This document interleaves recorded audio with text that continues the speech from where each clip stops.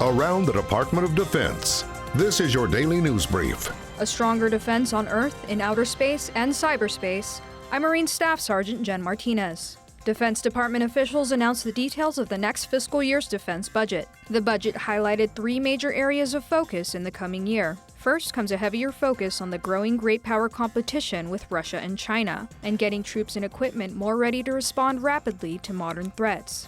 Second is greater attention to the two newest warfighting domains, space and cyber. Both areas would receive an increase in funding meant for standing up the new Space Force, increasing space communications, improving cyber capabilities, and protecting crucial information on defense networks. Finally, there will be a greater effort to ensure the U.S. military can work seamlessly with its allies when fighting together in any domain, including space and cyberspace. Funding is also requested for upgraded and multi-domain equipment, such as unmanned and autonomous systems, artificial intelligence, and machine learning systems.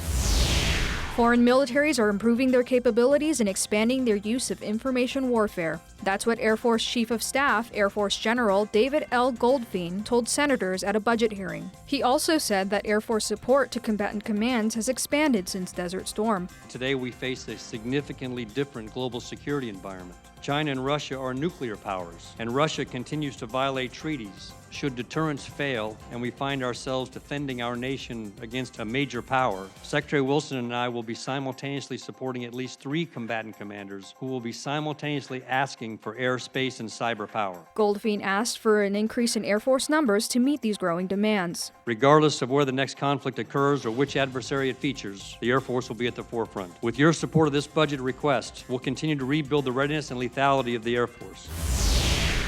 Safe and efficient medical transport can make the difference between loss of life or limb when a service member is wounded in action. That's why Air Force Senior Master Sergeant Jerry Carroll says that he and his team take evacuating injured troops seriously.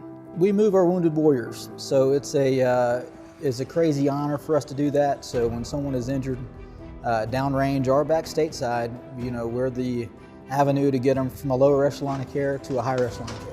Carroll and his team are part of the 455th Expeditionary Aeromedical Evacuation Squadron, based in Afghanistan, and he says they train to prepare for countless real-world medical scenarios to be at their best when they're needed the most. He also says that saving the lives of his fellow service members is the biggest reward he can receive. There's so much honor in it whenever we can bring home someone to their kid or their daughter or their wife or mom or dad.